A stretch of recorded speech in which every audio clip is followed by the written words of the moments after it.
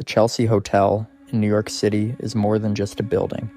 It's a living piece of history, a place where creativity and tragedy have intertwined for over a century. Constructed in 1884, the Chelsea was originally intended as a cooperative apartment for artists. Its ornate Gothic architecture and bohemian atmosphere quickly attracted a variety of tenants: painters, writers, musicians, and actors, all drawn to the hotel's promise of cheap rent and an environment steeped in artistic inspiration. But the Chelsea Hotel is also notorious for the darker stories that unfolded within its walls. From the tragic deaths of famous residents to the whispered tales of hauntings, the Chelsea has a legacy that is as much about the spirits that may still linger there as it is about the creativity that once thrived. Today, as the building undergoes renovations, its legend as a place where the line between the living and the dead blurs remains as strong as ever. The Chelsea Hotel's dark history is marked by a series of tragic deaths and infamous incidents that have added to its mystique. One of the most notorious cases is the death of Nancy Spungen, the girlfriend of Sex Pistols bassist Sid Vicious. In 1978, Nancy was found stabbed to death in room 100 of the hotel, a crime that shocked the punk rock world. Sid Vicious was arrested for her murder, though he died of a drug overdose before the case could be brought to trial. This tragic event cast a long shadow over the hotel, cementing its reputation as a place of doom for some of its residents. But Nancy Spungen's death is just one chapter in the Chelsea's grim history. The poet Dylan Thomas spent his last days at the hotel, drinking himself into a fatal coma. His words, "I have had 18 straight whiskeys. I think that's the record," are often quoted as he fell seriously ill and died shortly after being admitted to the hospital. Other deaths, less famous but equally tragic, have occurred within the hotel's rooms, contributing to its eerie reputation. The hotel's walls seem to hold on to the memories of these lost souls, with many guests and residents claiming to have experienced strange phenomena, such as unexplained cold spots, disembodied voices, and fleeting glimpses of ghostly figures. The Chelsea Hotel's macabre history is steeped in legends of hauntings and paranormal activity, stories passed down by generations of residents and guests. These tales are not just idle gossip, but a persistent and unsettling part of the Chelsea experience, with many claiming that the spirits of those who met tragic ends within its walls still linger, refusing to move on. One of the most frequently reported apparitions is that of Dylan Thomas. Visitors and staff alike have claimed to see a figure matching his description wandering the halls, particularly near the room where he spent his final days. Some describe hearing the faint sound of typing on an old typewriter, only to find the room empty. Others have heard the poet's deep Welsh-accented voice reciting lines of poetry in the dead of night. These encounters are often accompanied by a sudden drop in temperature, as if the very air grows cold in his presence. The ghost of Nancy Spungen is another specter said to haunt the Chelsea Hotel.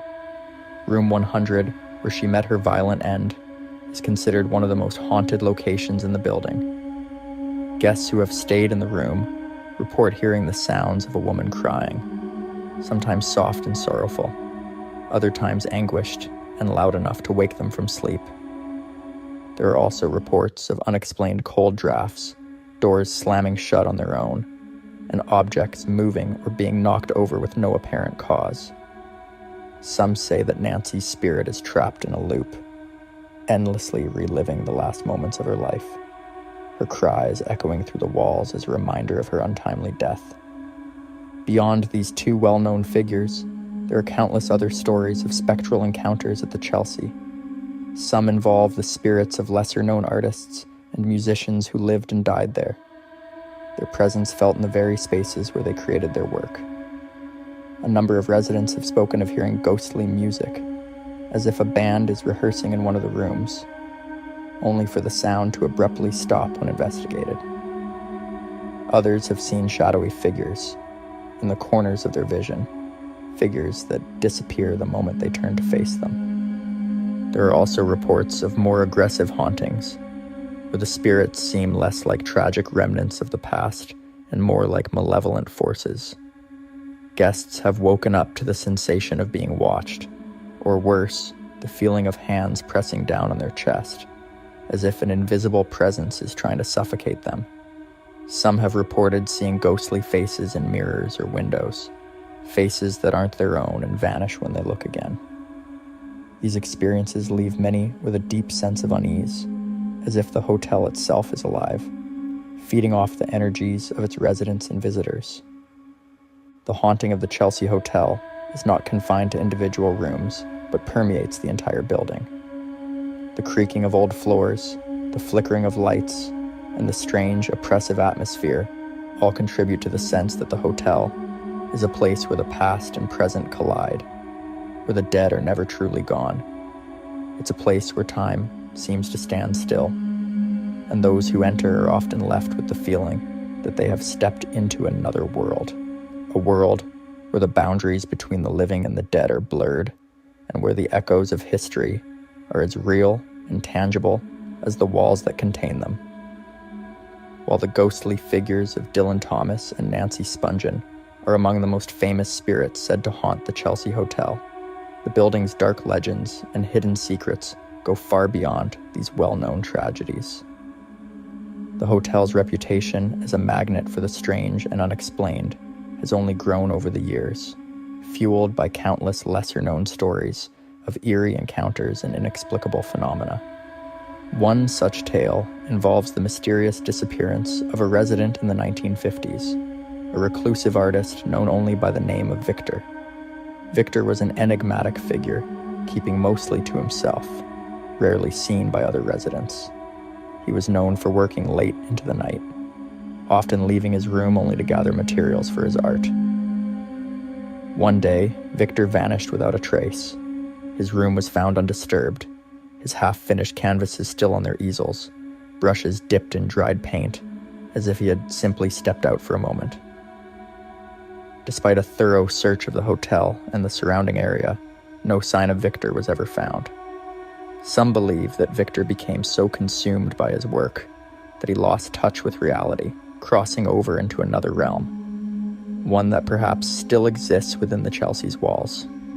This story is often linked to a curious phenomenon reported by some guests, a sense of being watched by unseen eyes.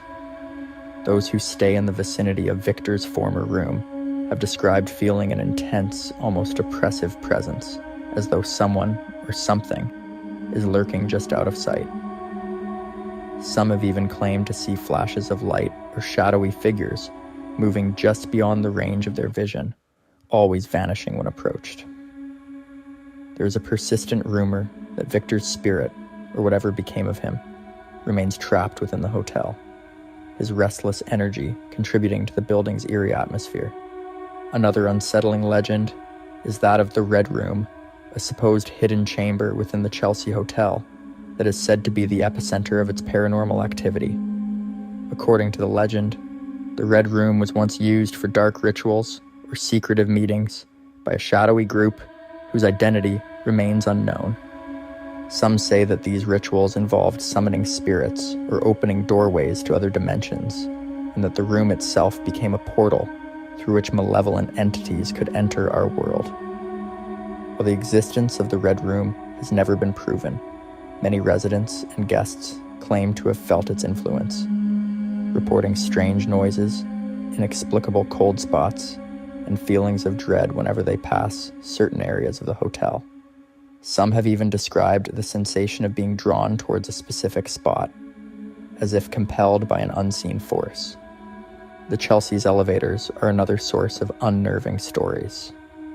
Unlike other parts of the hotel, which have been updated and renovated over the years, the elevators retain much of their original machinery, adding to their creaky, antiquated charm. But this charm is accompanied by tales of unexplained occurrences. Some guests have reported entering the elevator, only for it to stop between floors, its doors opening to reveal a dark, empty shaft instead of a hallway. Others have spoken of the elevator taking them to floors that don't exist, doors opening to reveal rooms that are not part of the official hotel layout, dimly lit and filled with strange, old-fashioned furniture. These floors often disappear as quickly as they appear, leading many to believe that the Chelsea's elevators sometimes cross into another dimension, or that they are somehow connected to the building's ghostly past. In addition to these supernatural tales, the Chelsea Hotel is also surrounded by rumors of hidden passageways and secret rooms, remnants of its long and storied history. Some speculate that these hidden spaces were used during Prohibition, for clandestine gatherings, or as hideaways for those seeking refuge. Others believe that they were constructed by the hotel's original architect as part of a grand, but never fully realized, vision for the building. These secret areas, if they exist, have become the stuff of legend, with many claiming that they house not just memories, but the spirits of those who once occupied them. These legends, while perhaps exaggerated over time, contribute to the Chelsea Hotel's mystique. They are part of the fabric of the building, woven into its walls and corridors, creating a place where reality and myth are difficult to separate. For many, the Chelsea is more than just a hotel. It is a living entity, shaped by the countless lives and deaths that have occurred within its walls, and by the secrets that may never be fully uncovered. The Chelsea Hotel, now partially renovated and under new management, continues to captivate those who pass through its doors. Though the building has undergone significant changes in recent years, with modern amenities and updated interiors, its essence remains unchanged. The ghosts of the past, both literal and metaphorical, linger in the air, reminding visitors of the hotel's storied history. The hotel's iconic facade still looms over 23rd Street, its iron balconies draped in vines, and its brick walls holding the secrets of generations. It's as if the Chelsea itself resists any attempt to fully modernize, clinging to its identity as a place where the boundaries between the real and the supernatural blur. Despite the renovations, many of the hotel's long-term residents, those who have lived there for decades, have remained, their presence adding to the building's unique character. These individuals are not just tenants. They are part of the Chelsea's living history, witnesses to the countless stories that have played out within its walls. They speak of the hotel with a mix of affection and respect, acknowledging its quirks and its occasional unsettling moments as part of its charm. For these residents, the Chelsea is more than just a place to live. It is a community, a sanctuary for those who have always felt like outsiders. The hotel's reputation as a hotspot for paranormal activity also endures. Ghost hunters, paranormal investigators, and curious tourists continue to flock to the Chelsea, hoping to catch a glimpse of the unexplained. Some come armed with cameras and recording equipment, ready to document any signs of ghostly presence. Others simply walk the halls, soaking in the atmosphere and the sense of history that permeates the building. For many, the appeal of the Chelsea lies in the possibility that they might encounter something beyond the ordinary, a brush with the unknown that leaves them questioning what is real and what is imagined. The hotel's place in pop culture remains strong as well. It continues to be referenced in films, music, and literature, often portrayed as a symbol of artistic freedom, bohemian lifestyle, and haunted glamour. The stories of those who lived and died at the Chelsea have become part of its mythology, their lives intertwined with the hotel's legacy, even as the world around it changes. The Chelsea stands as a testament to a bygone era, a place where art and life, love and tragedy, the mundane and the supernatural all coexisted in a delicate balance. As the Chelsea Hotel moves forward into the future, its legacy is secure. It remains a landmark, not just of New York City, but of a certain kind of creative spirit, a spirit that embraces the unknown, that finds beauty in the unconventional, and that understands the power of stories, both seen and unseen. The hotel's walls may have been refreshed, its rooms updated, but the soul of the Chelsea is timeless. It is a place where the past is never truly gone, where the echoes of history continue to resonate, and where the line between the living and the dead is just a little bit thinner than elsewhere. In the end, the Chelsea Hotel is more than just a building. It is an experience, a legend, story still being written by everyone who enters. Whether you believe in ghosts or not, there is no denying that the Chelsea has a presence, a feeling that is impossible to ignore.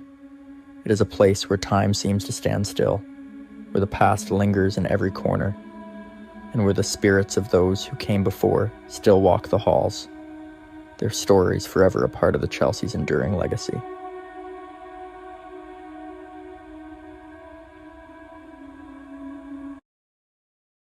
On West 10th Street in Greenwich Village, New York City, stands a seemingly beautiful and elegant Greek Revival brownstone. This house, built in 1856, blends seamlessly into the picturesque neighborhood with its charming exterior. But behind its appealing facade lies a dark and terrifying reputation, known as the House of Death. This building has witnessed a string of tragedies and eerie occurrences that have left it forever marked by the supernatural. As you walk past its front steps, you might feel an unexplainable chill, as if the house itself is watching you. The house's haunting history began to unfold slowly after its initial residents, the Borman family, moved out. Over the years, it has been home to many of New York's elite, including the wife of James Borman Johnston, the founder of the Metropolitan Underground Railroad. But the house's beauty couldn't mask the growing sense of unease that seemed to settle over it like a heavy fog. In the late 1800s, the house began to earn its ominous nickname. The first incident of bad luck was recorded in 1897, when Fred H. Andrew, a well-known cyclist, collided with a young boy, breaking the boy's leg. This event was just the beginning of the house's tragic history.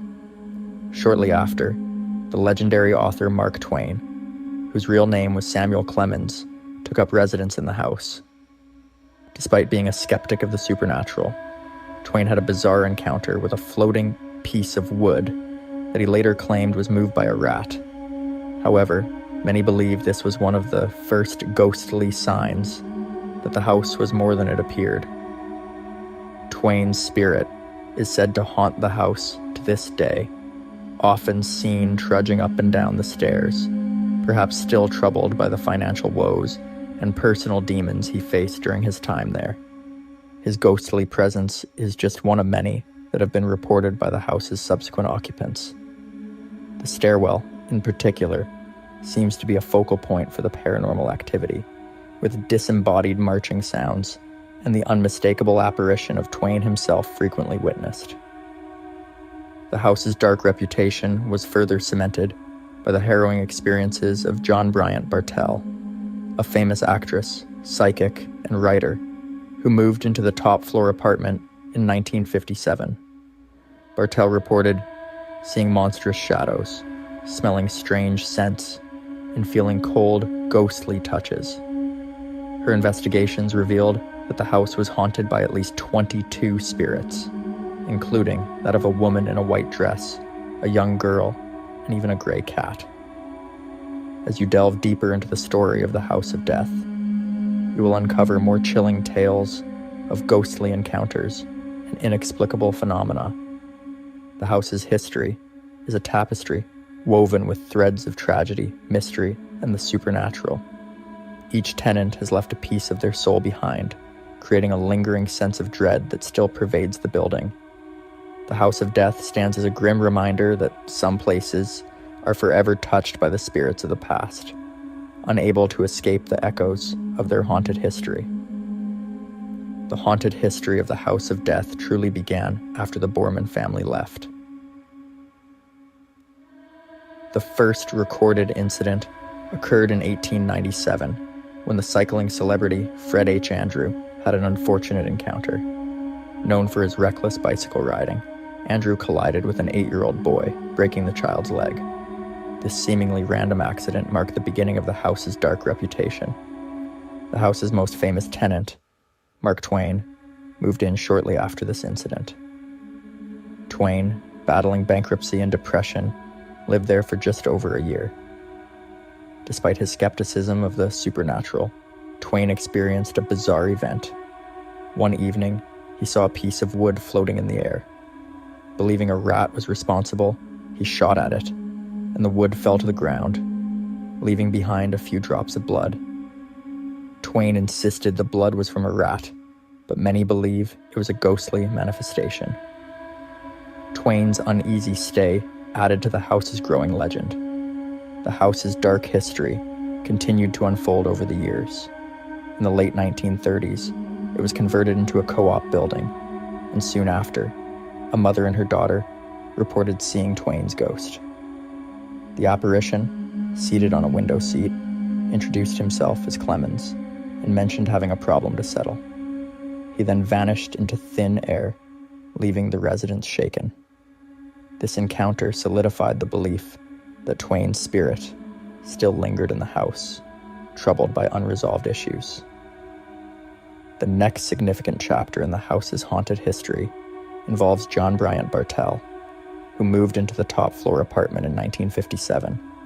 Bartell, a psychic and writer, immediately sensed something was wrong. She described seeing a monstrous moving shadow and encountering a ghostly figure of a man in the hall.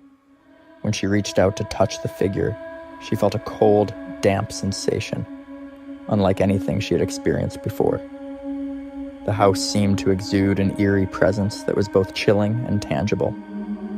Bartell's experiences didn't stop at visual apparitions. She often smelled strange, sweet scents and discovered rotting food that she hadn't purchased. Her pets would become aggressive for no apparent reason, reacting to unseen entities. Desperate for answers, Bartell hired a paranormal expert who confirmed her suspicions. The expert identified the presence of 22 spirits in the house, including Twain, a woman in a white dress, a young girl, and a gray cat. Bartell documented her experiences in her book, Spindrift, Spray from a Psychic Sea, painting a vivid picture of her life in the haunted house. She wrote about hearing unexplainable sounds and having terrifying visions. The house seemed to be a magnet for supernatural activity, with each new tenant adding their own stories to its dark legacy. The haunted history of the House of Death is further marred by a tragic event in 1987. Hedda Nussbaum, a children's author, and her partner, Joel Steinberg, moved into the house with their 2 children. One morning, Nussbaum called 911, reporting that her daughter Lisa wasn't breathing. Paramedics found Lisa unresponsive and her brother tied to a playpen. Nussbaum herself was covered in bruises. Lisa was pronounced dead, and an autopsy revealed she had suffered repeated blunt force trauma. Steinberg was convicted of manslaughter, and the house's reputation as a place of death and despair was cemented. Today, the House of Death remains an elegant building with a sinister past. Its haunted history is a testament to the tragedies and ghostly encounters that have plagued it for over a century. Each new resident seems to add another layer to its eerie legend, making it one of the most infamous haunted houses in New York City. The House of Death is renowned not just for its tragic history, but for the numerous ghostly encounters reported by its residents. Among the most famous apparitions is that of Mark Twain. Despite his short stay and skepticism about the paranormal, Twain's spirit has been seen countless times, often in the stairwell. Residents have heard disembodied marching sounds echoing through the house, believed to be Twain's ghostly footsteps. One notable encounter with Twain's ghost occurred in the late 1930s. A mother and her daughter, newly moved into the converted co-op building, reported seeing Twain's spectral form perched on a window seat. The ghost introduced itself as Clemens and mentioned a problem that needed settling, before disappearing into thin air. This chilling interaction left the new residents deeply unsettled and added to the house's haunted reputation. Another ghostly figure frequently seen in the house is that of a woman in a white dress. This spirit is often spotted in the stairwell and hallways, silently drifting through the air. Some believe she is the ghost of a former resident who met a tragic end within the house. Her mournful presence adds a layer of sorrow to the building's already dark atmosphere.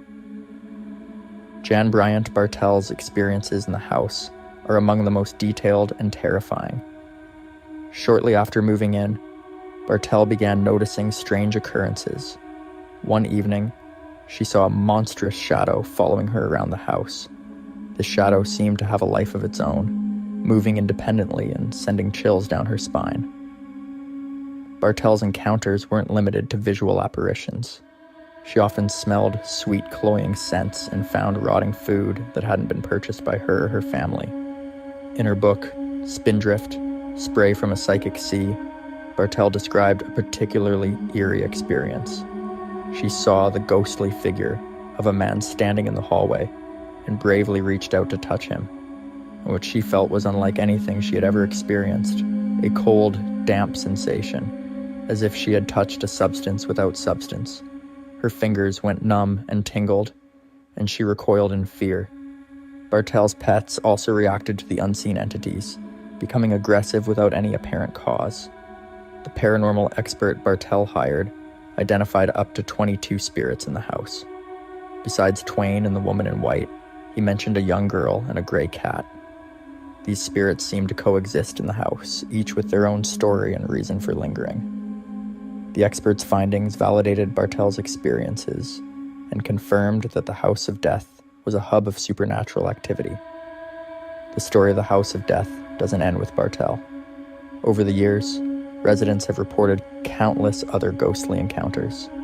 Disembodied voices, cold spots, and objects moving on their own are just a few of the phenomena experienced within its walls. One tenant recalled hearing the sound of children playing and laughing, only to find an empty room upon investigation. In the neighboring apartment complex, residents have also noticed strange happenings. Flickering lights and the apparition of a woman in a long gown wandering the corridors are common occurrences. One resident, a photographer, claimed to have seen this ghostly figure float through doors for over 20 years. The spirits in the House of Death seem to be trapped in a perpetual state of unrest. Their presence is felt by everyone who enters, adding to the building's eerie and haunted atmosphere. As new tenants move in and out, they each contribute their own stories to the house's growing legend, ensuring that its dark and haunted reputation continues to thrive. As the years rolled on, the haunting tales of the House of Death continued to grow, each new resident adding their own eerie experiences to the mansion's dark legacy. One of the most terrifying encounters was reported by a resident who moved in during the 1970s. This tenant frequently heard the sound of heavy footsteps echoing through the empty halls at night. The sound seemed to follow a path from the stairwell to various rooms, pausing at doors as if the unseen presence was considering entering. Late one night, the resident was jolted awake by the sound of furniture being dragged across the floor above. Mustering up courage, they ventured upstairs, only to find everything in place. The heavy oak wardrobe that they had distinctly heard moving was exactly where it had always been, untouched. The only sign that something was amiss was the chilling cold that seemed to radiate from the room, making their breath visible in the darkness. In another instance, a young couple living in one of the building's apartments began experiencing unexplained phenomena shortly after moving in. The wife reported feeling a constant sense of being watched, especially when she was alone in the house. One evening, while preparing dinner, she glanced up to see a shadowy figure standing at the end of the hallway. She froze, unable to move or call out, as the figure slowly dissolved into the wall. The husband, initially skeptical, soon had his own unsettling experience. While working late one night, he felt a sudden intense chill. He looked up from his desk to see the reflection of a man in an old-fashioned suit in the window. When he turned around, the room was empty. This encounter left him shaken and convinced that the house was indeed haunted. The Bartell family's experiences in the 1950s were just the beginning of the paranormal activity in the house. As Jan Bryant Bartell documented, the shadowy figure that followed her wasn't the only entity making its presence known. On one particularly chilling evening, Bartell was alone in her apartment when she heard soft, whispering voices coming from the next room. Gathering her courage, she entered the room and found it empty. The whispers, however, grew louder and more insistent until they seemed to be all around her. She fled the apartment in terror, only to return later and find everything eerily quiet. During her years in the house, Bartell also encountered a ghostly woman in a long white gown. This spirit was seen frequently in the stairwell and hallways, often at night. One evening, Bartell saw the woman standing at the top of the stairs, her face a mask of sorrow. As Bartell watched, the figure slowly descended the stairs and vanished at the bottom. This apparition, with her sad expression and ethereal presence, added to the house's haunting atmosphere.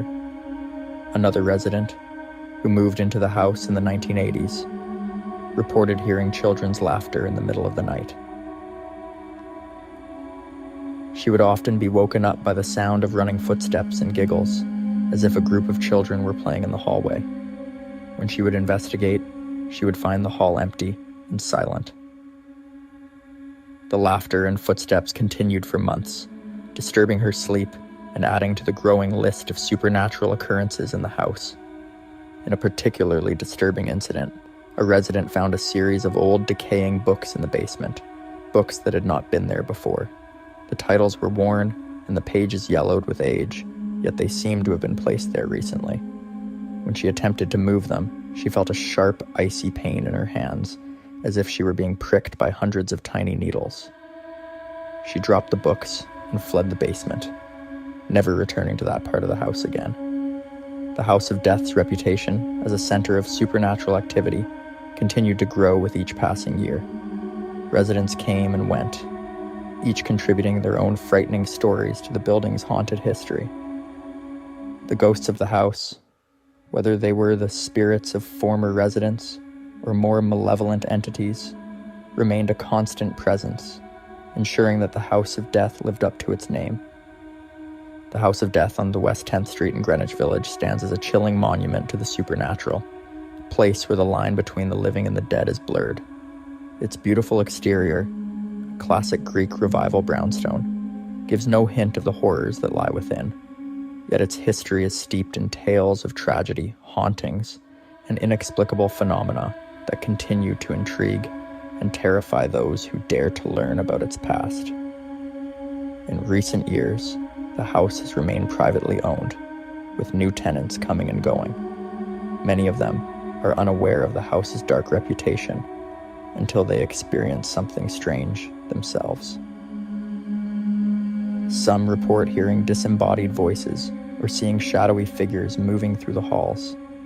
Others feel sudden, intense chills or an overwhelming sense of dread in certain parts of the house, particularly near the infamous stairwell where so many ghostly apparitions have been seen. One of the more recent occupants, a writer, moved into the house hoping for a quiet place to work, and she quickly realized that the house was anything but peaceful. Late at night, she would hear the faint sounds of a typewriter clacking away, even though she did not own one. The sounds would stop as soon as she entered the room where they were coming from. She also reported seeing the ghostly figure of Mark Twain, his sad face peering out from the stairwell, perhaps still troubled by his unresolved issues. The house's reputation has attracted paranormal investigators and ghost hunters from around the world. Many have come to the House of Death with their equipment, hoping to capture evidence of the supernatural.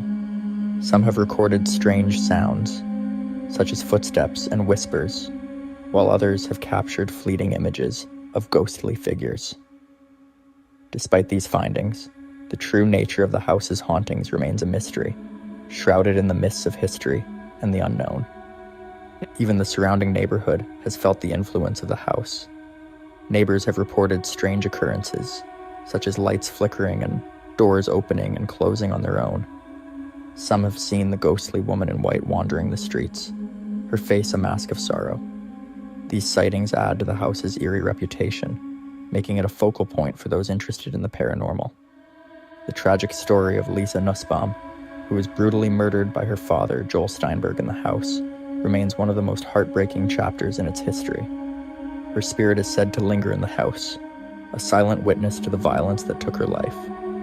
The flickering lights and strange noises in the apartment where she lived serve as a haunting reminder of the horrors that occurred there. The House of Death, with its long and dark history, serves as a reminder of the thin veil between the living and the dead. Its haunted halls echo with the voices of those who once lived there, their spirits unable or unwilling to move on. For those who reside there now, it's a place where the past and present collide, a constant reminder that some houses are more than just bricks and mortar. They are repositories of memories, emotions, and spirits that refuse to be forgotten. As we conclude this journey into the House of Death, we're left with more questions than answers. What drives these spirits to remain? Are they trapped by unresolved issues, or are they simply drawn to the energy of the living? The House of Death continues to stand silent and mysterious, a beacon for those who seek to understand the unknown. Its stories of hauntings and tragedies will continue to be told, ensuring that the House of Death will remain a part of New York City's haunted history for years to come. Nestled on the serene shores of Lake George in New York, the Sagamore Hotel has long been a symbol of luxury and elegance. Since its grand opening in 1883, the hotel has attracted the wealthy and elite, offering a tranquil retreat with stunning views and top-notch accommodations. Built in the Queen Anne style, this Victorian-era resort quickly became one of the most prestigious lodgings in the region, catering to the affluent visitors of Lake George. However, beneath its opulent exterior lies a darker, more mysterious history. The Sagamore Hotel is not just known for its grandeur and historical significance. It has also gained a reputation as one of the most haunted hotels in America. Over the years, countless guests have reported eerie encounters with ghostly apparitions, strange sounds, and unexplained phenomena. The hotel's haunted reputation is so well known that it has been recognized as one of the best haunted hotels in the United States. The story of the Sagamore's hauntings is as old as the hotel itself. Some say that the tragic events that have unfolded within its walls have left behind restless spirits, unable to move on from this world. Others believe that the hotel's location on the banks of Lake George, an area steeped in history and once the site of conflicts among the French, British, and Native American populations, has contributed to the supernatural occurrences. There are even rumors that the hotel was built on Native American burial grounds, adding to the eerie atmosphere that surrounds the Sagamore. In this story, we will explore the haunted history of the Sagamore Hotel, delving into the tales of the spirits that are said to roam its halls. From the ghostly woman in a pinkish-brown dress who gazes out at the lake, to the mischievous child who haunts the golf course, and the tragic tale of the maid who met a terrible end. The Sagamore is home to a myriad of ghostly encounters. As we uncover these stories, we will begin to understand why this luxurious hotel has earned its place among the most haunted locations in the country. As the years went by, the Sagamore Hotel's reputation as a luxurious retreat was paralleled by a growing legend of eerie hauntings and ghostly encounters. Guests who once came for the beautiful views and five-star accommodations began sharing stories of strange occurrences that left them questioning the serene facade of this grand hotel.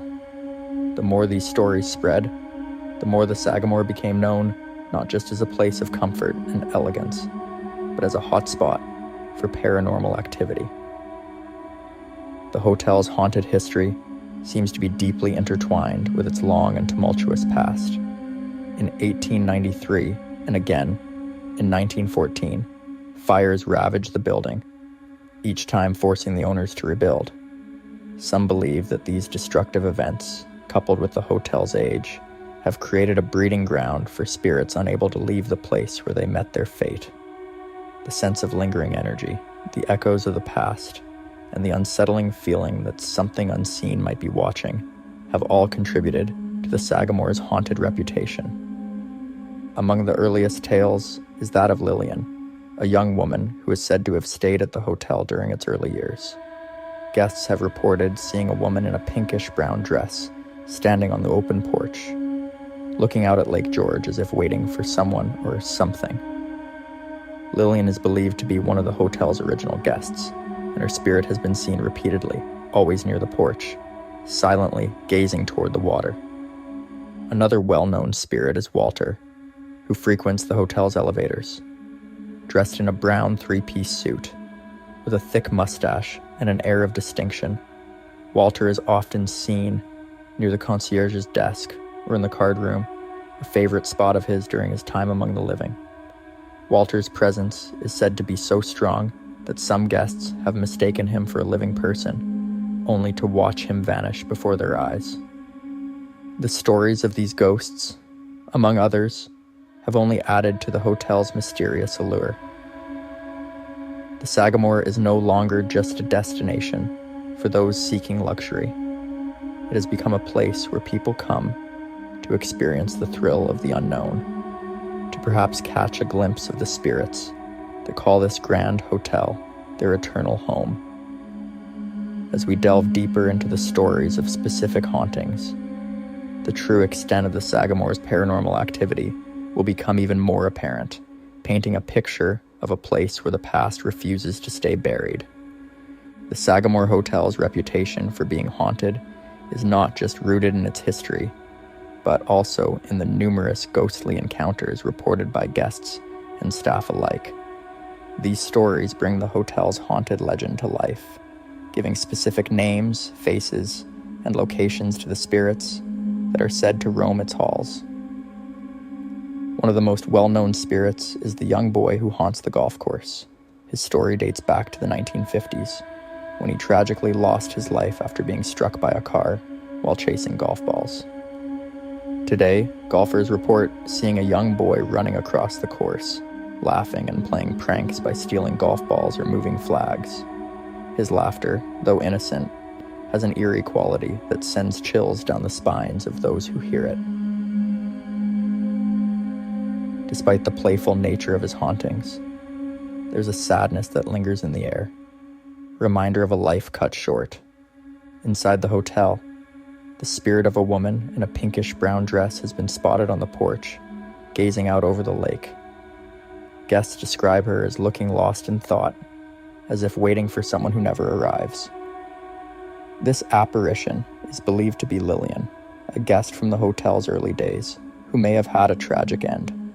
Her appearances are often accompanied by a sudden drop in temperature, a sign that the past is still very much alive within the walls of the Sagamore.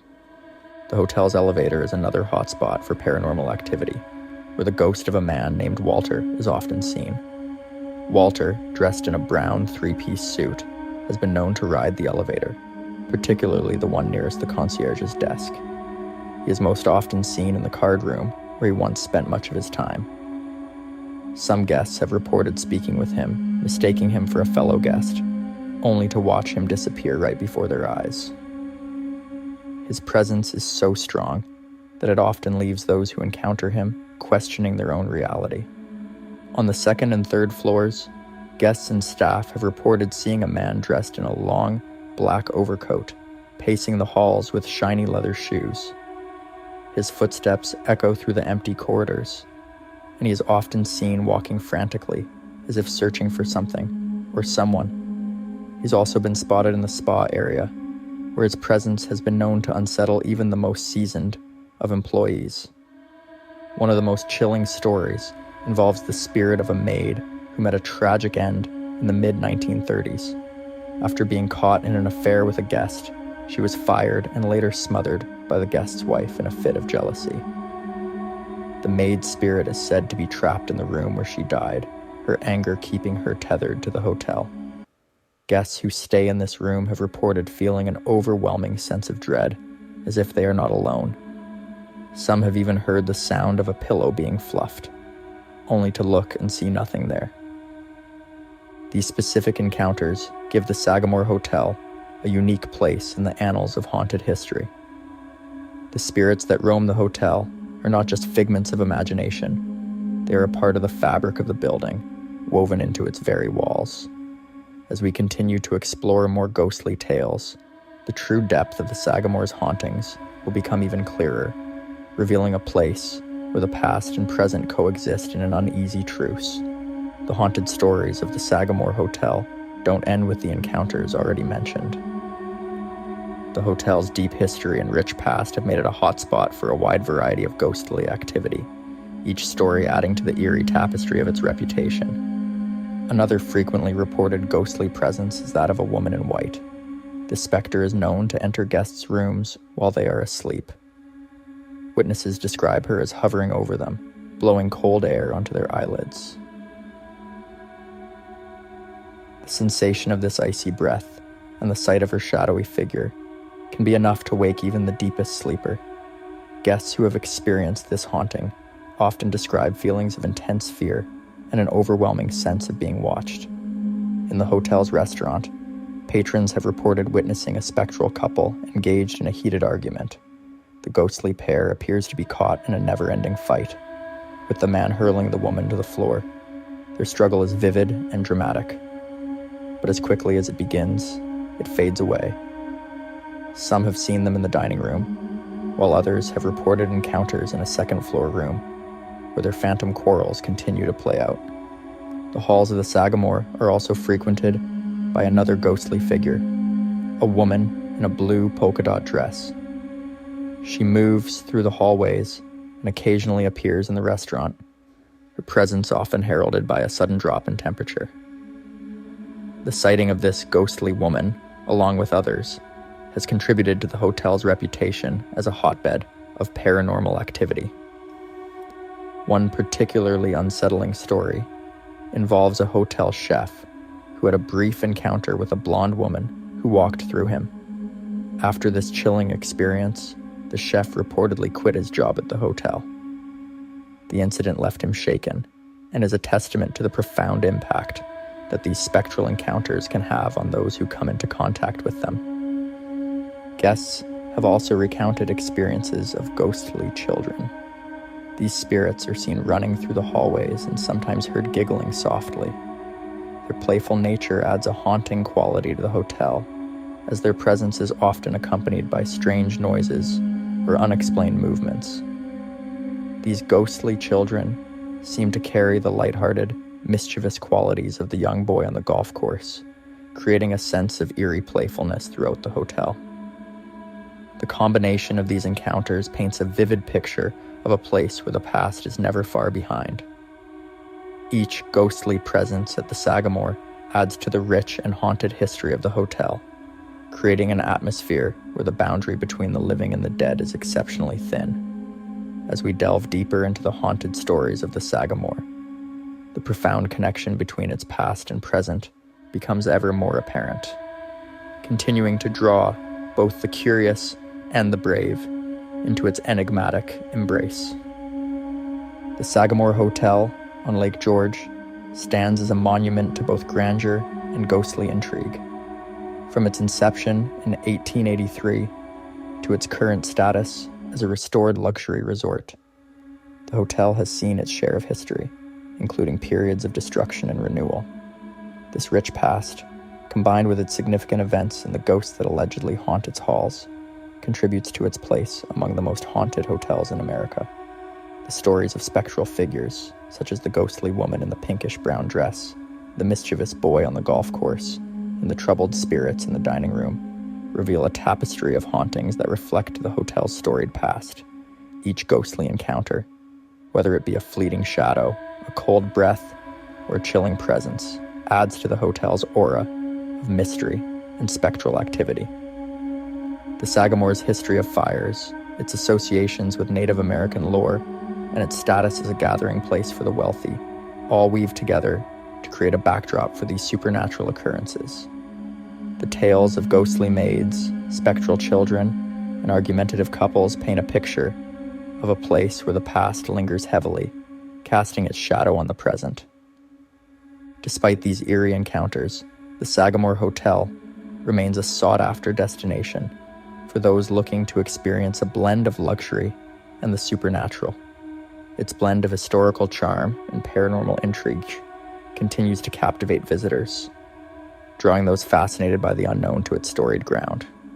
As guests walk through its halls, play on its golf course, or dine in its restaurant, they are not only experiencing a piece of history, but are also potentially brushing against the spirits of the past.